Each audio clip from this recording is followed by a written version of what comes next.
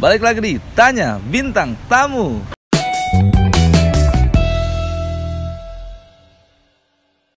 Lu kenapa sih pakai masker, Mang? Kata dokter Tirta kan soalnya kalau bikin konten, bikin apa tuh, misal berdua, tunjukin dulu pakai masker. Tengah-tengah buka, simpannya jangan asal, kantongin misalnya. Yang bersih. Kalau nggak pegang, yang bersih pokoknya jangan taruh meja. Udah ngobrol, ntar kelar baru pakai lagi. Jadi tetap ada edukasinya tentang gitu. COVID. Begitu. Iya. Tapi referensinya dokter Tirta lu mah ya. Soalnya ngomong waktu itu dia. Iya sih. Cuma kan pesanannya ini kan Satgas COVID kan. Iya, kayaknya. benar, setuju. Jadi aman juga sih buat teman-teman semua. Balik lagi di Tanya Bintang Tamu. Kali ini spesial sekali bersama Koide Namizo. Iya benar ya. Koide Namizo, benar. Koide Namizo. Banyak orang yang nggak tahu bahwa Koide Namizo ini sebenarnya awalnya tuh stand up comedian. Benar. Gue yakin YouTube lu juga Pak nggak ada yang tahu ya. Nggak ada yang tahu. Koide Namizo itu dulu adalah stand up comedy asal Bogor. Ya. Itu dia pernah tampil di corporate sampai ngegonggong. Tuh. Itu dia. Legend ya? Legend. Jadi lagi tampil di tahun baru ya, Bang? Tahun baru. Lagi tampil di tahun baru. Pas gua tampil di luar kembang api. Di luar kembang api. Tuh. Orang pada keluar semua. Orang pada keluar semua. Yeah. Orang pada keluar semua, udah susah kan, anjir nggak ada yang nonton nih, orang pada lihat kembang api kan. Perasaan gue, harga diri gue jatuh situ. Bayangin gue kalah sama benda mati yang cuma meledak sekali hilang gitu loh. Keberadaannya itu cuma bentar. Iya. Lagi gitu. Terus udah meledak. Terus gue kan kayak gimana nih, penonton hilang kan, ada penonton hilang. Yang tersisa pun yang aneh-aneh, anak kecil lari-lari di depan gue. Lu bayangin Ler, lu udah stand up susah nih, lagi struggling, anak kecil teriak-teriak gitu, kejar-kejaran. Kan kesel ya? Iya. Akhirnya gue gonggongin. Diem dan pecah. Abis itu langsung closing. Ya, abis itu lo tutup penampilannya. Ya, langsung closing. Satu-satunya stand up comedian yang ketika ngejob nggak dapet tawa, ngegonggong, luar biasa lo. Langsung dapat ketawa. Ya setidaknya ada yang pecah lah ya. Seenggaknya bisa dapat spot closing. Ya, betul. Jadi Koide Namizo ini stand up comedian asal Bogor, udah berkarir berapa tahun, Bang? Kalau jadi komika? Stand up tuh gue 2012 sampai akhirnya vakumnya jarang lagi. Gue terakhir stand up 2018, gue terakhir ngambil job stand up ya 2018 terakhir ya. 6 tahunan ya.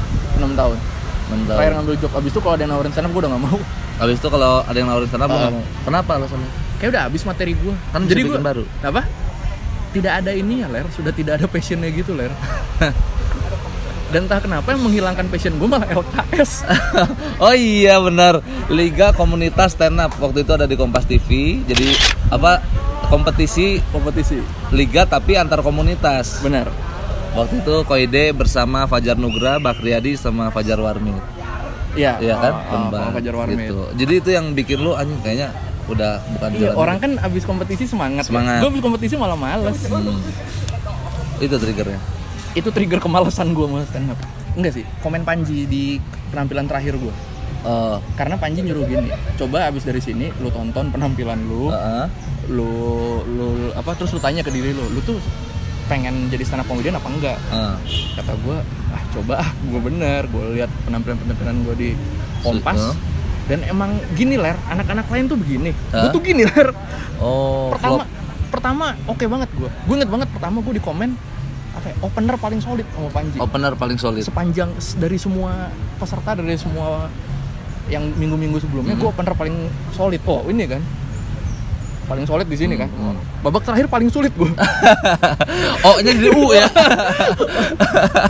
Di saat yang lain begini, Warmit yang di awal garing terakhir malah gini kan. Gue tuh begini terus, turun terus. Anjing. Iya sih, benar. Iya. Bahkan lu sampai kalah mulu ya skornya ya dibanding itu lain ya. Kalah mulu. Iya. Memang agak sulit sih waktu LKS itu. Tapi kan tuh lu kaptennya.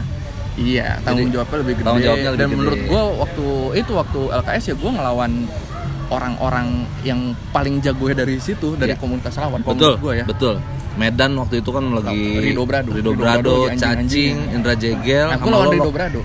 Dan Rido Brado yang dapat tiket langsung ke Suci. Iya, betul. Suci 5. Pas perebutan juara 3 gue lawan Babab anjing banget, bagus banget. Tommy Babab lagi kenceng-kencengnya tuh. Makanya babak belur gue akhirnya lawan dia kan. Iya benar bang. Iya. Nah, ditanya bintang tamu ini, gue akan menanyakan 5 pertanyaan ke lu, dan lu berhak jawab cepat atau lambat. Yang penting pertanyaan gue terjawab. Dan lu juga bisa bilang ke gue, jangan bahas itu deh, nanti bisa di-cut. Iya. Dan gue bawa cue card. Jangan nanya deh, Ler. Kenapa? Ya enggak, kan biar di-cutnya udah. Enggak gitu tapi konsepnya. Oh, konsepnya enggak gitu, kirain. Pertanyaan yang di komen bukan tujuannya. Bukan tujuannya. Ya ada cue card di tangan gue nih. Sebagai YouTuber terdisiplin ya. YouTuber terdisiplin. Niat sih ya, niat gue. Pasti jamin lu pakai cue card-nya juga. Cue card juga gue. Gitu. Pertanyaan pertama. Kenapa nama akun Instagram lu tuh Koyo Cabe? Emang apa sih filosofinya sih? Itu aneh pertama tuh. Aneh tuh. Tidak ada filosofinya, Ler. Jadi itu waktu itu kan di webtoon. Gue bikin episode, kan webtoon gue dulu sponsor sekolah kan, ada karakter si Koi kan. Nah, terus gue waktu itu bikin episode ini. Pokoknya ada nge-close up akun Instagram si Koi. Dia lagi ngupload nasi kotak kalau nggak salah ya. Kayak gitu. Terus kan namanya gambar, nama akunnya kan harus kelihatan dong. Terus apa ya nama akunnya apa ya anjing gitu, gue bingung. Asal aja gue bikin Koyo Cabe ini, plesetan aja Koyo Cabe gitu kan. Udah. Terus sebelum tayang malamnya motor lewat tuh. Nora. Kampung. Iya, habis itu pas udah mau tayang, terus gue ngeliatin episode tayang lagi. Ada kemungkinan abis ini tayang Koyo Cabe ini ada yang bikin akunnya entar. Oke. Pasti ada yang kepikiran. Daripada dibikin sama orang, mending gue bikin kan. Ya udah, akhirnya gue bikin akunnya Koyo Cabe. Oke. Abis gue bikin beneran banyak yang follow akun itu, banyak yang ngecek. Emang ada nih akunnya. Waktu itu pokoknya profile picture-nya itu sama kayak yang di webtoon, bukan sama semua. Wah, banyak yang follow ya. Dalam semalam 1.500 waktu itu follow. Nggak dipromot loh, coba gara-gara ada di webtoon. Ya udah dari situ akhirnya gue suka ngupload racauan-racauan di situ gitu-gitu kan. Ya udah akhirnya keterusan ngupload terus jadi akun pribadi akhirnya, yang tadi akun buat menjaga biar nggak direbut orang aja. Gitu. Jadi tidak ada filosofinya. Bukan sebelumnya tuh bukan Koyo Cabe, gue inget ya kan sebelumnya. Koide Namizo dulu. Kenapa diganti karena itu? Iya, enggak diganti, itu akun yang Koide gue malah udah lupa. Oh, tapi ada akunnya. Ada. Ini ada 2 akun. Cuma yang Koide tuh ya gue udah lupa passwordnya udah ini. Kalau gue searching ada nggak Koide Namizo? Sepertinya ada. Oh, jadi yang lu fokusin adalah si Koyo Cabe-nya ini. Iya, karena dulu akhirnya kan nyusul akun gue yang asli kan. Emang gue nggak pernah ngupload apa juga sih yang asli kan. Akhirnya ketika gue punya karya, upload di mana ya udah di Koyo Cabe aja. Follower lebih banyak, Ya udah akhirnya naik terus. Yang itu yang asli ya udah tertinggal karena gue nggak bisa main 2 akun tuh nggak bisa. Gue sebenarnya bukan makhluk sosial soalnya kan. Tapi ya nggak ada. Emang gue ini aja Pak, capek gue harus ini sama orang tuh capek gue. Kayak hey gimana nih, kayak gimana selebgram yang hari ini gue nggak bisa gitu. Ya. Satu akunnya capek, gimana manage 2 akun begitu. Jadi itulah asal usul kenapa nama Instagram lu Koyo Cabe. Jadi tidak ada filosofinya untuk menyelamatkan nama yang di komik itu. Akhirnya gue pakai aja lah gitu. Dan terusan. Oke. Next, pertanyaan kedua. Apa yang bikin konten sepulang sekolah bergeser ke konten learning by googling? Itu kan awalnya kan studi banting, series. Kenapa pandemi sekarang? Dong. Pandemi. Karena kan waktu itu kita ada larangan untuk berkumpul. Tidak boleh berkumpul, nggak boleh bikin keramaian, bahkan nggak boleh keluar rumah waktu itu kan. Iya, betul. Gue bingung kan, ini kapan redanya? Ini kalau gue nunggu selesai, channel gue yang selesai. Iya. Kan akhirnya berpikir. Sebenarnya gue tuh dari dulu udah punya keinginan buat bikin channel sendiri aja, nggak usah ngajak siapa-siapa, tidak usah merepotkan teman-teman gue lah. Cuma dulu gue ngerasa nggak pede, kayak nggak bisa nih gue nih ngomong-ngomong sendiri gitu kan. Nah, gara-gara corona, akhirnya gue mengencourage diri gue buat ayolah bisa lah, cobalah, hajar. Gue maksain diri gue buat bikin learning by googling. Karena kalau nggak gitu ya mati nih channel, nggak akan upload apa-apa.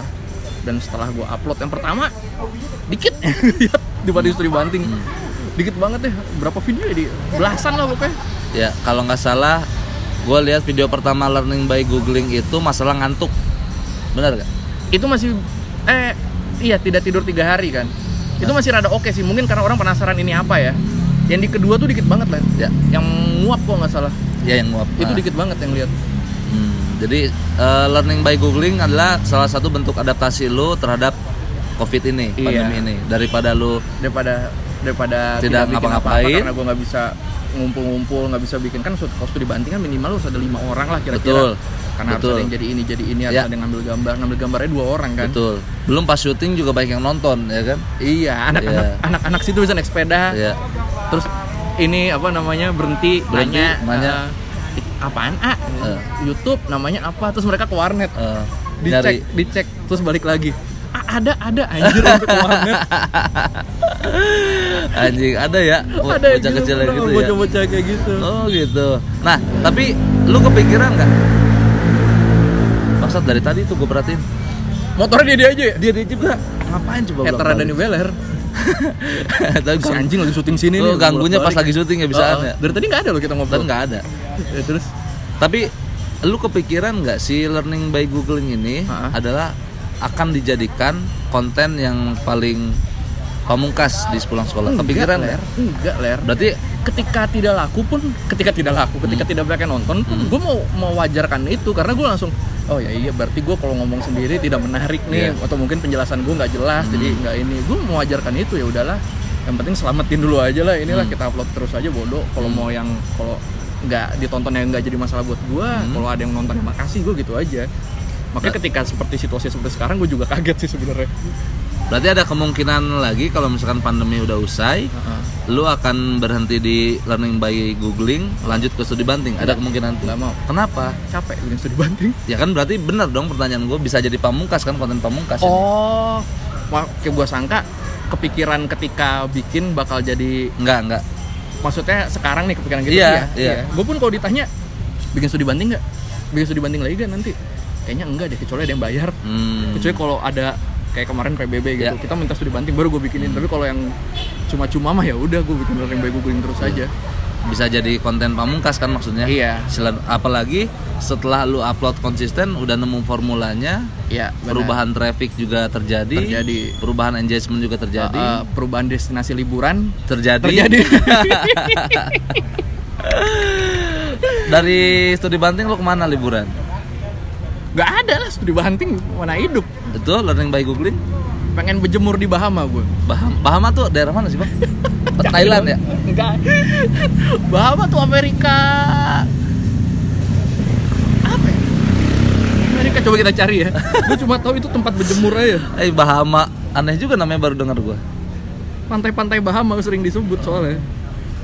Sesuai dengan judulnya, learning by googling. Akhirnya dia googling Bahama tuh di mana? Di Karibia. Pulauan kan Karibia. Okay. Salah satunya Bahama namanya. Ya setelah ini ya, konten ini ya. Iya. Gokil juga lu ya. Enggak, tuh bercanda, tetep aja gue pengen ke Bangkok.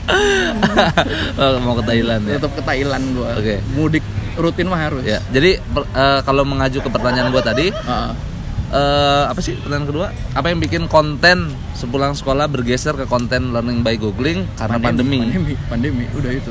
Terus mungkin ini learning by googling bisa menjadi konten andalan lu nih. Iya. Di sepulang sekolah ya. Iya. Jadi dikesingkirkan dulu terus dibanting. Apaan itu? Karena ini lebih menghasilkan mungkin ya. Sebenarnya bukan lebih menghasilkan. Ya mungkin sekarang lebih menghasilkan. Yeah. Alasan pertama lebih simpel dulu bikinnya. Gue tidak perlu ngatur jadwal orang, nggak perlu. Lu bisa gak hari segini? Oh bisa hari ini. Gue nelfon si ini, terus hari ini nggak bisa, gue nelfon si ini lagi. Terus ini hari ini nggak bisa, nyari lagi kan. Tapi kan memang rumit secara proses kreatifnya. Lu harus nyari dulu sumbernya. Yang mana? Harus valid. Learning by googling. Tidak bisa dikatakan sebenarnya gampang juga. Enggak juga, karena sebenarnya itu hobi gue dari dulu. Nah, gue tuh sering menghabiskan waktu berjam-jam cuma buat nyari tahu sesuatu yang nggak sengaja gue baca. Bisa gue baca apa ya, misalnya ya. Ini Bahama bilang tadi. Bahama tuh negara mana sih? Gue klik tuh Bahamanya tuh. Wah, cari Bahama, udah di Karibia. Di Karibia tuh apa gue bisa gitu. Bahkan gue jadi bisa kayak pemimpin negara Bahama siapa. Gue bisa, dari dulu gue emang hobinya begitu. Emang hobinya googling, cuma kayak nggak gue sadari aja. Akhirnya lu baru ngeh sekarang. Kayaknya ini nih potensi gue. Tapi emang benar sih, gue setuju. Gue ngeliat feeds lu di Instagram, di sosmed lu, ini tuh konten lu banget memang. Iya, lu banget. Seneng sama edukasi. Terus lebih gue banget konten edukasi apa lebih gue banget stand up blue? Lebih lu banget stand up blue sih tetep. Ya, jadi buat yang belum tahu, Koide tuh terkenalnya di Komika Bogor adalah komika yang blue. Blue itu jorok ngomongnya bokep, ngomongnya tentang agama. Tidak ada edukasinya. Cuma gua yang bisa nerangin titiknya Ultraman. Nah, cara Doraemon coli. Iya, betul. Iya. Bahas agama juga lu pernah. Iya kan? Tapi itu dulu, ya kan? Tapi emang apa dulu gua? Oh, ini apa? Semua orang di dunia ceboknya sama kecuali orang Arab dulu ada tuh materi. Oh iya, ada lo. Gua tahu. Lo kemarin pernah nyampein. Kayaknya nggak bisa dibawain di sini. Nggak bisa. Ya, tapi lu kalau mau nyuruh gue stand up lagi, Ler, kayaknya harus nunggu Blue Night, Ler. Iya sih. Gue kangen sih kayak memang. di panggung tuh kayak bebas. Lu tahu gak titik Ultraman gitu-gitu kangen tuh. Ya, betul. Ya mungkin ya orang-orang yang tahu gue sekarang tidak akan menyangka gue dulu ya begitu. Betul. Jadi buat yang belum tahu, di segmen stand up show itu ada yang namanya segmen Blue Night. Blue Night itu dimana khusus malam dimana kita membahas tentang sesuatu yang blue, yang rasis, pokoknya bener-bener agama. Iya, bener-bener keras lah. Ya, emang itu segmennya, emang itu tempatnya gitu. Jadi, pasti gue ditaruhnya di situ. Iya, betul. Nggak ada lagi soalnya. Tahu-tahu di Kompas suruh clean. Berantakan jadinya. Next, pertanyaan ketiga. Apa yang bikin lu sebegitu tertariknya sama budaya atau isu-isu di luar negeri atau negara lain? Misalnya lu mau naik Thailand, ternyata nggak apa-apa, Thailand juga termasuk. Gue gini, kalau Thailand tuh gue tadi sebenarnya cuma suka nonton film-filmnya kan. Sampai suatu hari, kayak 2015-2016 lah, gue lupa. Adek gue mau ke Thailand, mau ke Bangkok. Nanya ke gue, gue mau ke Bangkok dong. Ih, kata gue, gue belum pernah nih ke Bangkok nih. Ikut dong. Ya udah, ikut gue. Akhirnya gue ikut, nyampe sana tuh kesannya tidak baik sebenarnya, Ler, buat gue, Ler. Nyampe bandara, gue pengen pipis, naik pesawat kan 3 jam ya ke Thailand ya. Pengen pipis di pesawat tuh suka malas gue. Jalan-jalannya gitu, akhirnya tunggu mendarat lah, gue pengen pipis. Pas gue langsung ke WC, nyampe, gue buka pintunya, gue liat ke kloset, itu tai semua. Tai yang cuprot gitu tuh kayak anjing, jorok banget ini sih gitu kan. Udah, terus gue nggak jadi pipis gue kayak masuk lagi ke dalam. Anjing, beneran hilang perasaan ini. Gue ngeliat tai itu. Benar-benar setuju gue. Udahlah, ntar aja tunggu di hotel. Tapi bener-bener hilang perasaan pengen pipis ya. Entah kemana, mungkin jadi keringet ya, makanya keringet gue bawa pesing. Nggak tahu kan. Iya. Pas gitu, wah keringetan nih. Kayaknya ada kencing sembarangan nih gitu. Tapi nggak ada bercaknya. Sebadan-badan pipisnya. Kayaknya gua nih. Terus. Tapi akhirnya setelah beberapa hari di sana, gue menemukan kalau ini negara hebat sih. Apa yang bikin Thailand tuh lebih hebat dibanding Indonesia? Selain AFF ya. Ini, dia budayanya bisa berjalan seiringan sama teknologi. Oke, contohnya? MRT banyak nih kan, Skytrain gitu-gitu, MRT udah banyak. Di Jakarta aja MRT baru tahun-tahun kemarin kan, dia Skytrain udah ada. Pokoknya berasa lo modernnya lah. Tapi kuil-kuil tetap ada, nggak ini loh, nggak menghilangkan fungsi kuil di situ. Yang paling berkesan buat gue adalah ketika gue ke sana itu, gue ke mall baru, gede banget, namanya Show DC namanya. Itu mall baru dan mallnya tuh Korea banget.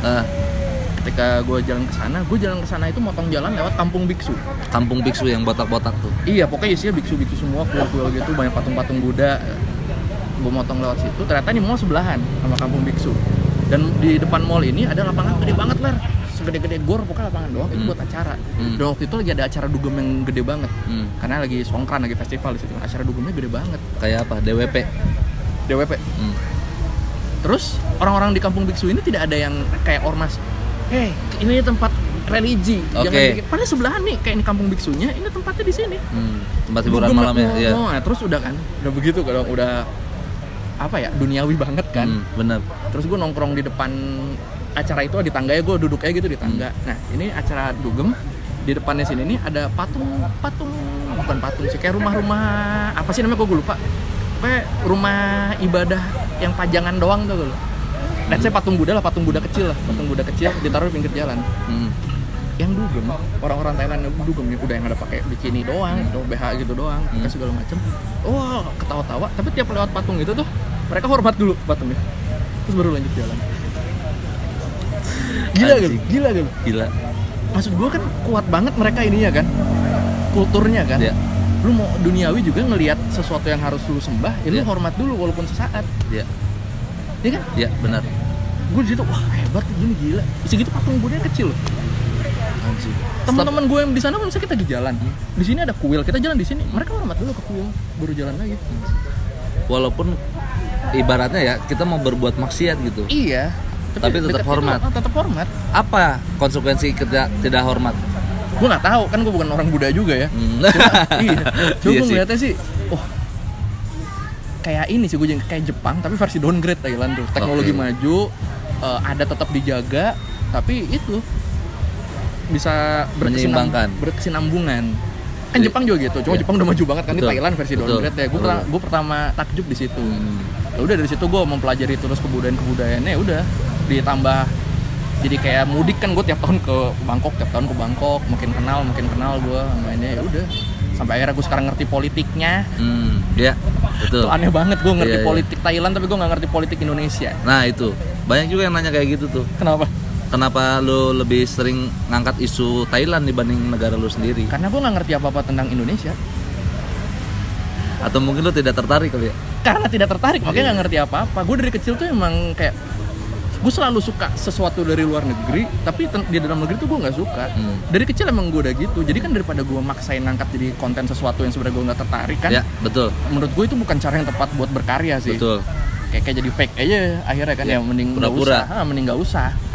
Gue sempat mikir juga, kata gue, kenapa sih lu sebegitu fanatiknya gitu sama Thailand? Lu sering banget ke Bangkok, bahkan lu ada konten Instagram Khoi Thai ngomongin Thailand ya? Berapa ratus episode gitu, gue lupa tuh. Enggak, baru puluhan. Berapa puluh episode gitu ngomong Thailand. Dan bahasa Thailandnya juga nggak sembarangan. Kalau kita buka, artinya itu beneran ada. Iya dong, masa asal. Enggak kan ada yang banyak sih. Iya kan? Ya orang-orang baru itu kayak lu ngomong Thailandnya asal ya. Misalnya gue di luar negeri ngomong gitu. Kolab hap gitu-gitu doang kan. Nah kalau Koide tuh ada dasarnya. Anjing gitu. Jadi ngomongnya kalau lu dengar, lu ketik di Google ada artinya. Nah. Iya aneh sih. Sampai nama asli Bangkoknya gue hafal. Iya, hafal. Sampai di Instagramnya itu di bio-nya ada font Thailand. Gue juga bingung ngambil dari mana tuh font Thailand. Kan ada. Nggak ada. Nih. Bisa ler. Nih. Coba. Nih. Negara set. Tuh. Gua nggak ada. Ya kan diatur di situnya, di settingnya. Lu iPhone. Jangan bang, itu tahu dia kan. Oh iya, gua lupa. Gua lupa lo budget ya. Iya. Maaf. Pokoknya bisa diatur ya. Bisa diatur. Bisa. Kalau gua pakai bahasa Cina bisa bahasa Cina. Handphone doang iPhone. Mentalnya masih Android. Oh, mending Android. Apa? Polyphonic. Apa sih? Enggak, apa sih HP Android juga sih, HP Cina murah tuh. Oh, ini. Apa ya? Apa sih namanya? Cherry Black. Yang cuma 200.000 tapi udah smartphone. Aduh, gue lupa namanya. Ada. Huawei tapi ya, bukan ya? Bukan Huawei. Bukan Nexian. Nexian bisa. Cuma ada lagi tuh lebih murah tuh, lupa gue namanya. Iya. Menurut gue itu yang menghancurkan identitas bangsa tuh. HP murah gitu. Karena kan jadi bisa dibeli sama orang siapapun yang sebenarnya belum siap untuk berinternet. Iya. Karena budgetnya masuk, beli, nyerang-nyerangin orang, nyebar-nyebar hoax. Iya. Gitu. Nah, lu kenapa jadi bahas HP dah? Gue bahas lu dulu itu. Ada Koide tuh sampai di link bio Instagramnya, di bio Instagramnya itu ada font Thailand. Bahkan tapi lu tahu gak di bio gue tuh? Nggak tahu artinya apa? Tulisannya artinya belum bisa ngomong Thailand. Anjing. Nggak tahu gua. Gimana gue mengartikannya? Translate-nya juga bingung. Gue kira for business, soalnya abis dari Thailand ada di bawah email. CP. Gue nggak naruh email. Iya. Enggak, belum bisa ngomong Thailand, CP email baru cek karya-karya gue di YouTube sepulang sekolah gitu kan ada kan. Iya ada sepulang sekolah. Tapi sepulang sekolah bahasa Thailand juga. Oh iya. Cek itu. Iya. Tapi yang paling atas itu artinya kalau mau lu artiin belum bisa ngomong Thailand, artinya itu. Iya. Sampai karena menurut gue kemampuan Thailand gue masih kayak anak balita. Masih segitu. Sampai lu ini nama apa? Sub nama di Instagramnya Koi Jupak. Koi Junpak. Koi Junpak. Iya Korea. Lu mau kemana sih sebenarnya? Thailand apa Korea sih? Enggak, kalau itu beda lagi Ler, ceritanya. Itu apa itu? Ler. Jadi ada webtoon judulnya Lookism. Yang bikinnya itu namanya Taijun Park. Taijun Park. Orangnya ganteng banget. Dulu waktu dia ke Indonesia, gue nge-MC, nge-MC-in dia. Yeah. Kelar nge-MC, gue ngobrol sama si Taejun Park di depan kan. Ternyata asik, orangnya tuh tidak star syndrome. Terus foto bareng dong, gue udah gue foto berdua sama dia, gue upload. Terus gue kasih nama gitu. Wah, kembar bersaudara berkumpul nih, Koi Junpak dan Taejun Park, rame waktu itu. Rame dibully. Kan yang penting rame kan waktu itu, rame dibully, fans-fansnya pada nggak terima. Untuk membuat mereka lebih kesel, nama gue akhirnya di situ gue tulis Koi Junpak. Iya, gue terusan sampai sekarang dari 2018 tuh nama nggak pernah diganti. Koi Junpak, ngaco. Kan kalau di House Club nama gue Koi Rapat Pon Pita kan, nama Thailand kan. Iya. Koi Rapat Pon Pita. Iya benar. Pon Pitak.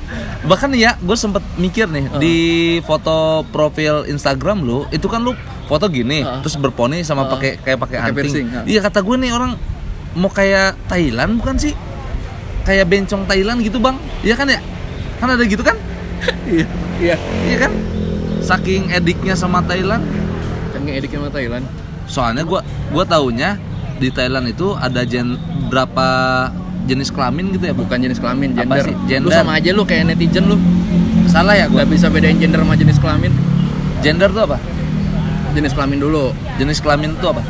Jenis kelamin ya jenis kelamin. Ya. Pemberian Tuhan yang tidak bisa diubah, laki-laki sama cowok. Udah. Kalau gender? Kalau jenis kelamin ada 18, bentuknya mau kayak gimana? Oh iya. Iya sih, Lego. Sama piramida. Jenis kelamin ya 2. Iya benar.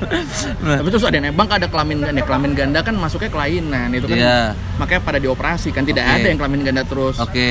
Dianggap biasa aja kan. Tetap jenis kelamin tuh ya kodratnya 2 antara perempuan dan laki-laki. Nah, kalau gender tuh apa? Kalau gender itu identitas seksual yang dikonstruksi secara sosial. Mantep tuh. Anjing.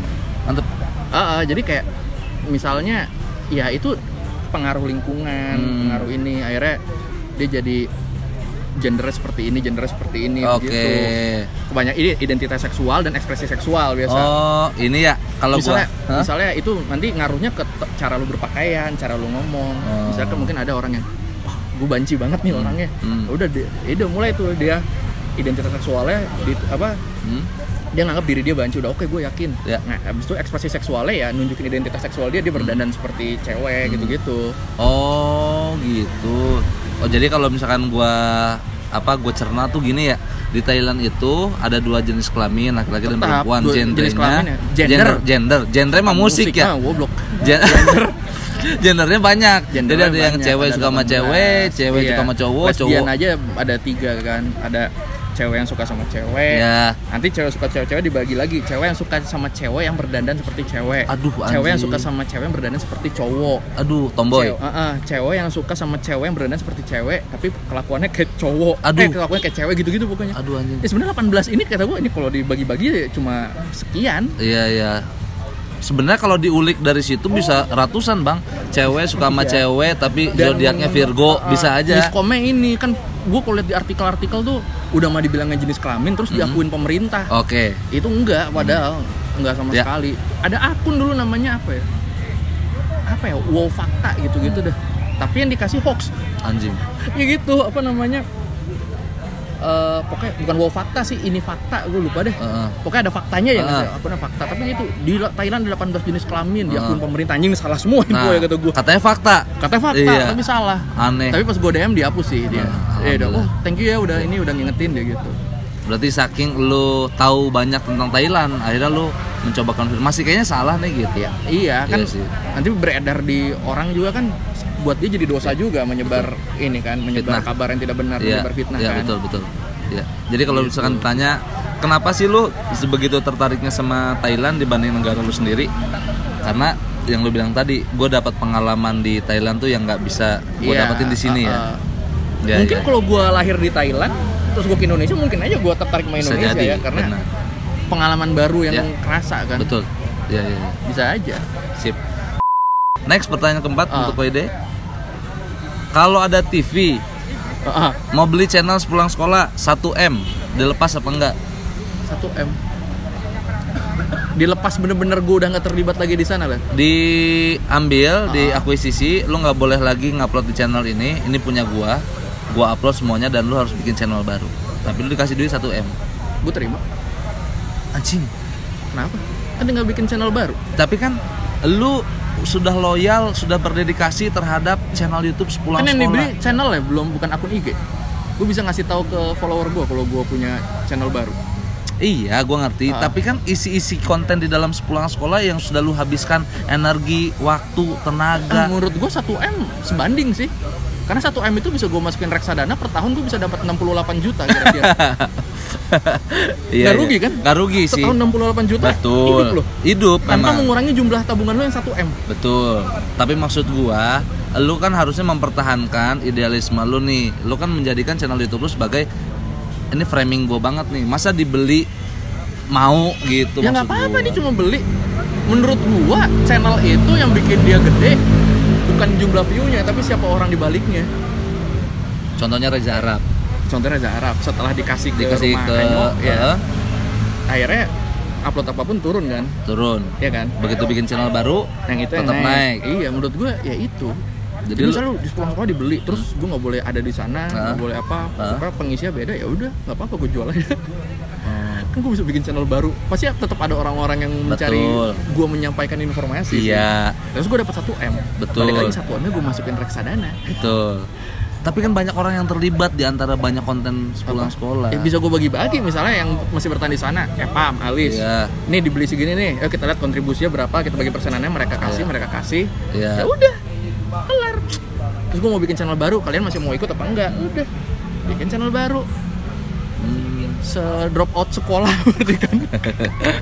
Udah nggak pulang kan dibeli. Iya, benar. Udah dikeluarin gue. Se-drop out sekolah, iya benar. Bikin lagi. Jadi mau ya kalau misalnya ada TV yang 1M 900 juta nggak mau. 1M mau. Cuman beda berapa juta itu, 100 juta.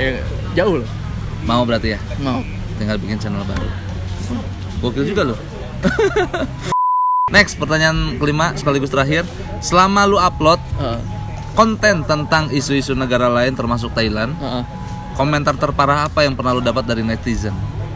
Apa ya komentar terparah ya? Sebenarnya yang parah banyak sih, coba gue data kayak nggak usah di zoom-zoomin, muka lu jelek, udah biasa. Pengen gue balas tapi yang ngomong gitu selalu nggak follow gue, jadi ngapain? Jangan. Jadi ngapain gue ikutin ini? Ngapain gue ikutin saran lu? Betul. Lu nge-follow juga enggak? Ya. Nggak ada kepastian lu next ya. Gue udah ikutin saran lu, terus lu tetap nonton gue ya, kan? Benar. Kebanyakan yang ngehujat tuh malah nggak follow. Ya, apa komentar terparah dari netizen? Paling yang selalu gue malas ya itu kayak ngurusin negara orang mulu, lu anjing, urusin tuh negara lu sendiri. Dia tidak bisa melihat mana yang ikut campur, mana yang ngurusin, mana yang cuma ngasih informasi. Gue kan tidak pernah gini kan, untuk pemerintah Myanmar saya himbau lebih baik Anda gini-gini, nggak pernah kan? Itu baru ikut campur. Betul. Gue cuma ngasih tahu gini, terus gue menyampaikan pandangan gue. Sepertinya di sini gini ya, ini gini ya. Gue nggak pernah ngasih saran nih, kata, pemerintah Myanmar jangan gitu dong lu anjing, nggak pernah. Nggak pernah. Ya makanya itu cuma cukup mengganggu gue karena gue mengetahui fakta pendidikan di Indonesia tidak merata ternyata ya. Sampai hal-hal seperti itu aja orang miss. Ya. Membedakan. Buat membedakan mana yang ngasih tahu, mana yang ikut campur gitu. Jadi selama mereka nggak bisa nganggap ini lah, nggak bisa ngelihat ini sebagai edukasi. Maksudnya kan kalau alhamdulillah kebanyakan sih kayak, ini pengetahuan baru nih, gue jadi tahu sini begitu kan. Kenapa nganggap ini sebagai orang sok tahu? Ya, yang ikut campur negara lain, enggak, orang gue ngasih tahu. Gue cuma ngasih tahu di sini ada ini, begitu kan. Oh, jadi komentar itu yang bikin lu mempertimbangkan, anjing lama-lama nih gue kesel juga nih. Kesel sih kesannya enggak, cuma cukup mengganggu karena mengganggu gini kayak, wah masih jauh nih. Kenapa nih si Arya Novrianus ngechat gue? Koi. Bentar. Gue pesen dah si Arya. Iya. Apa namanya?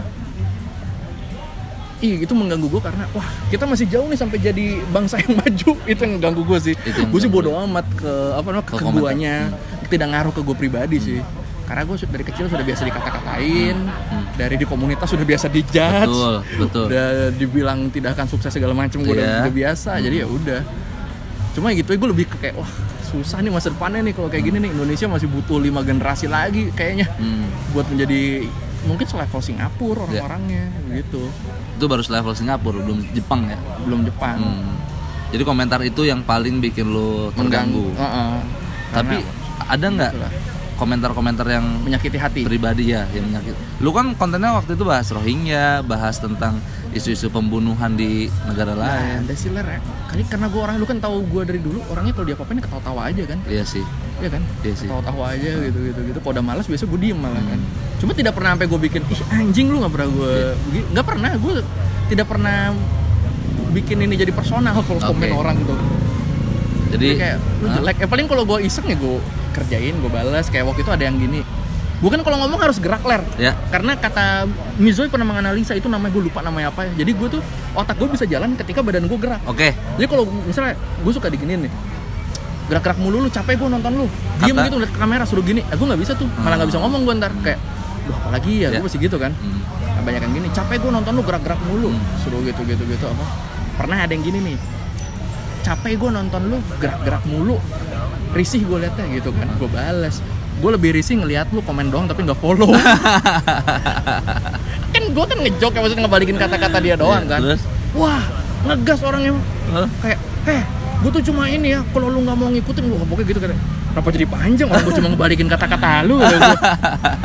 Itu sih karena basicnya gue tukang bully dari dulu kan. Jadi gue suka ngebully komen-komen aneh kalau gue lagi ada waktu luang gitu, kayak ayolah ajarlah, ada yang aneh gue balikin kata-katanya. Terus malah mereka yang ini, malah mereka yang marah. Iya. Gue aja nganggepnya biasa aja, gue cuma balikin kata-katanya doang. Oke. Tapi ya nggak pernah ada sih yang sampai ngeganggu gue kayak nggak bisa tidur karena komen itu, nggak pernah. Belum kali ya? Jangan dong. Oke deh. Mungkin kalau yang komen kerajaan Thailand ya. Ya, baru. Nah, itu baru gue kepikiran baru. Iya, benar. Iya. Enggak sih, so far goblok. Jadi kesimpulan dari video ini, Koide telah bergeser kontennya menjadi konten yang edukatif kali ya. Konten yang edukatif, selalu memberikan kata anak-anak edutainment, itu kata anak-anak kok bisa bilang konten gue edutainment. Edukatif dan infotainment. Entertainment. Kan infotainment juga loh. Memberikan informasi dan entertainment. Infotainment. Oh iya benar. Kalau edutainment ya edukasi dan entertainment. Edukasi dan entertainment. Iya. Gokil. Itu buat teman-teman semua. Kalau mau cari tahu apa sih konten yang kita obrolin selama ini tuh, nah bisa di follow di akun Instagram Koyo Cabe dan sepulang sekolah channel YouTube-nya jangan lupa. Mantap. Terima kasih banyak Koide. Nambah 4 ya dari sini ler. Nambah 4 alhamdulillah. Tapi unsubscribe 10 ya. -6 ler. -6. Besar pasak daripada tiang ya. Terima kasih banyak Koide udah mau mampir di Tanya Bintang Tamu. Sama-sama dong. Semoga karirnya ke depan lebih cemerlang lagi. Amin. Sukses selalu. Sampai jumpa di video selanjutnya. Dadah.